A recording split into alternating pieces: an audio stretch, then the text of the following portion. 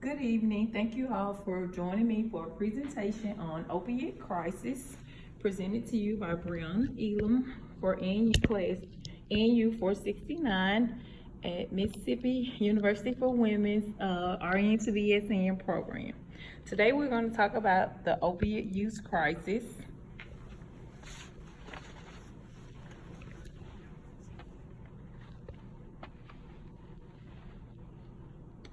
Our learner objectives today are: by the end of this presentation, the learner will be able to describe the national opioid crisis, explain the impact of the national opioid crisis on healthcare industry in regards to finance, resources, and health, identify signs and symptoms of opioid abuse in the lay people and healthcare professionals. 4, identify the community or organization and how those organizations can combat the opioid crisis. Identify ways to make a difference in his or her community. The national opioid crisis began about 1820. Opioids are medications that act on opioid receptors in both the spinal cord and the brain to reduce the intensity of pain signal perception.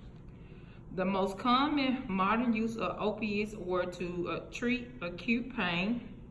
Opiates also affect brain areas that control emotions. This effect can further diminish the effects of painful stimuli, and opiates have been used for centuries to treat cough and diarrhea as well.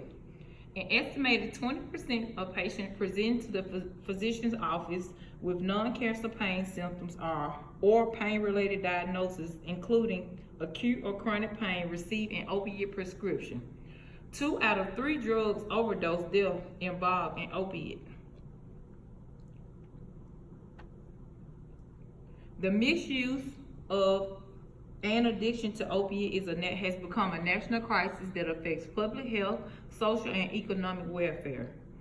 Overdose deaths from opiates, including prescription opiates, heroin, and synthetic opiates like fentanyl, which a lot of times we use in the hospital, have increased almost 6 times since 1999.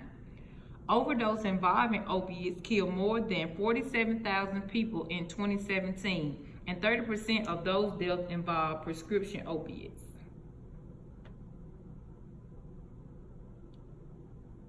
National opioid crisis on the healthcare industry. A study in the Journal of Pain Medicine estimated that healthcare costs related to prescription opioid abuse amounted to more than $25 billion. The journal also outlined that costs on the workplace, it accounted for $25.6 billion related to the lost earnings and employment.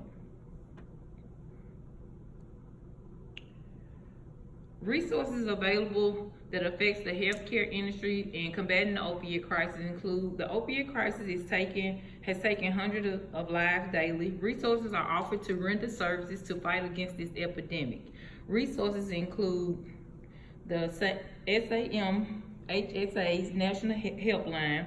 This helpline is a confidential 365-day-a-year treatment, referral, and information service for individuals or families facing mental and substance opioid use disorders. Hospitals implemented the naloxone prescription treatment for opioid use disorders.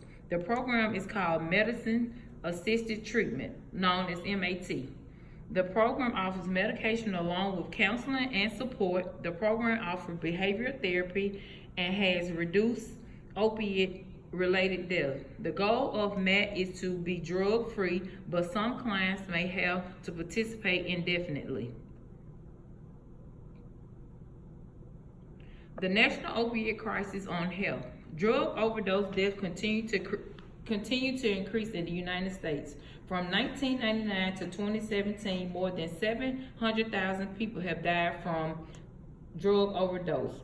Around 68% of the more than 70,000 drug overdose deaths in 2017 involved in opiates.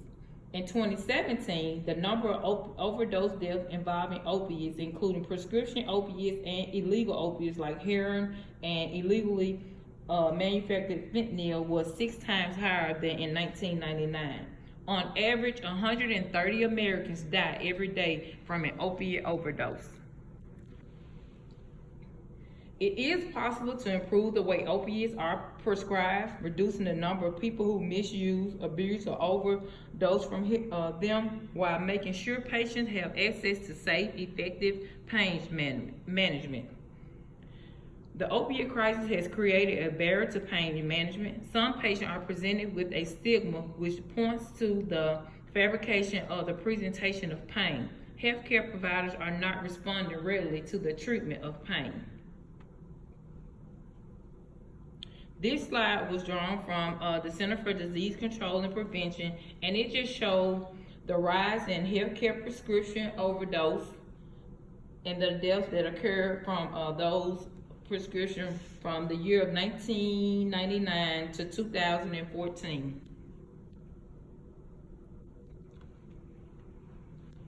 The second wave shows a rise in heroin overdose deaths, and the third wave shows a rise in synthetic opiate overdose, drug overdose use.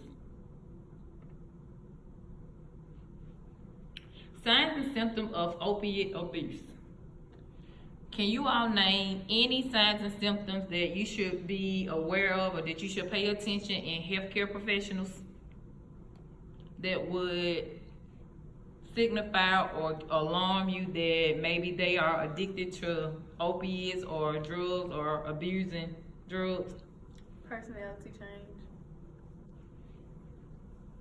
And I'm gonna give you a few. Extreme agitation, Okay. possibly getting angry. All right, that's good. So some of the signs and symptoms to be aware of when you're in a healthcare environment that your coworker or someone you're working with may be a victim of opiate abuse include work absenteeism, frequent disappearance from the work site, excessive amount of time near a drug supply, unreliability in keeping appointments and meeting deadlines, uncharacteristic deterioration of handwriting and charting, wearing long sleeves when inappropriate, personality change, and ineffective pain management of assigned patients. So if you notice that one of your patients has pain medicine scheduled and they are still always complaining of pain, sometimes there could be a red flag that that patient may or may not be getting their pain medication. Things to look for in people that may come into the healthcare facility and your lay people are poor coordination, drowsiness, shallow or slow breathing rate, nausea and vomiting, constipation, physical agitation, poor decision making, abandoning responsibilities, slurred speech, sleeping more or less than normal, euphoria, irritability, and depression. So now let's talk about what can we do in interventions that can be done to combat opioid crisis. One of the things is improve opioid prescribing, and this can be done through clinical practice guidelines that ensure patients have access to safer, more effective pain treatment while reducing the number of people who potentially misuse or overdose from these drugs. Reduce exposure to prescription opiates for situations where the risk of opiates outweigh the benefits, provide safer and more effective care for patients with chronic pain, and assess the benefits and risks of prescription opiate use.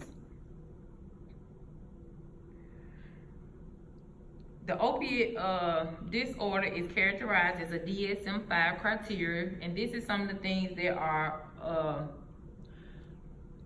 that must be present for it to become an opiate use disorder. Use in large amounts or over a longer period of time than is intended, unsuccessful effects to cut down persistent use, a great deal of time spent getting, using, or recovering from use, craving or a strong desire to use, recurrent use resulting in failure to fulfill patient obligations at work or school or home, and continued use despite social or interpersonal problems caused by the use.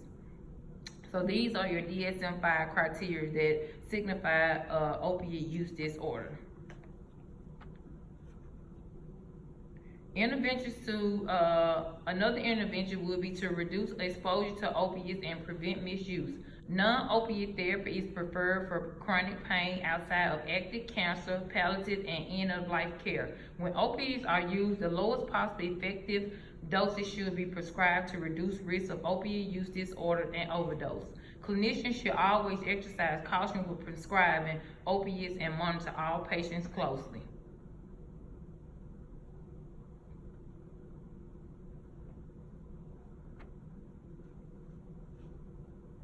How can I make a difference as a healthcare professional? Before starting opioids to treat chronic pain, patients should make the most informed decision with their doctors.